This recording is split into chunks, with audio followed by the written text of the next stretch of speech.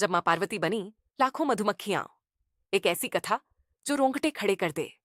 स्वर्ग कांप रहा था। देवता भय से व्याकुल थे। पृथ्वी पर हाहाकार मचा था।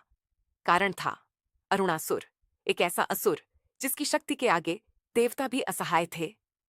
अरुणासुर ने वर्षों तक कठोर तपस्या की।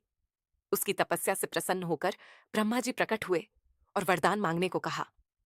चालाक अरुणासुर बोला, मुझे ऐसा वरदान दीजिए कि न कोई मुझे पुरुष ऐसा मुझे मार वरदान सके, दीजिए न कोई कि स्त्री, न कोई पुरुष न दो मुझे मार पैरों वाला, सके, न चार न पैरों कोई वाला स्त्री, कोई प्राणी न मेरा दो वध कर पैरों सके। वाला, न चार पैरों ब्रह्मा जी वाला। ने तथास्तु कह दिया। बस यहीं से विनाश की शुरुआत हुई।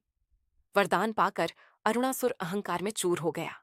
उसने स्वर्ग पर आक्रमण कर दिया। देवताओं को हराकर वह तीनों लोकों का स्वामी बनने का सपना देखने लगा।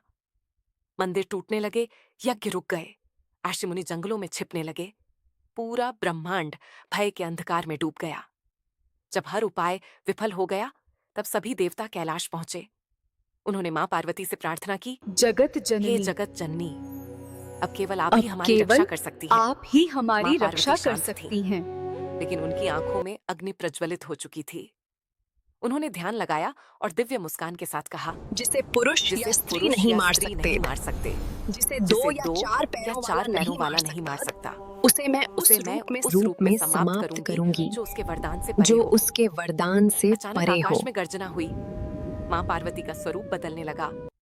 उनके शरीर से प्रकाश निकलने लगा और फिर उनके रोम रोम से लाखों करोड़ों मधुमक्खियां और भौंरे उत्पन्न होने लगे। पूरा आकाश काला हो गया। उन मधुमक्खियों की गूंज से धरती थर्रा उठी। यह थी भ्रमरी देवी। अरुणासुर अपने महल में हंस रहा था।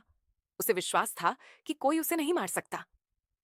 तभी आकाश से भयंकर गूंजन सुनाई दी। वह बाहर आया और देखा असंख्य मधुमक्खियों का समुद्र उसकी ओर बढ़ रहा था। उसने तलवार उठाई, मंत्र पढ़े, शक्ति का प्रयोग किया, लेकिन मधुमक्खियां न पुरुष थीं न स्त्री, न दो पैरों वाली न चार पैरों वाली। वे उसके वरदान की सीमा से बाहर थीं।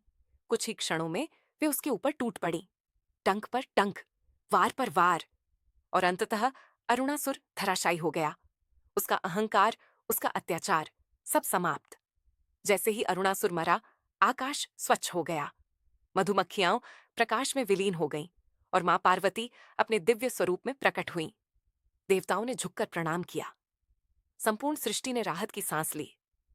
अहंकार चाहे कितना भी बड़ा क्यों ना हो, उसका अंत निश्चित है।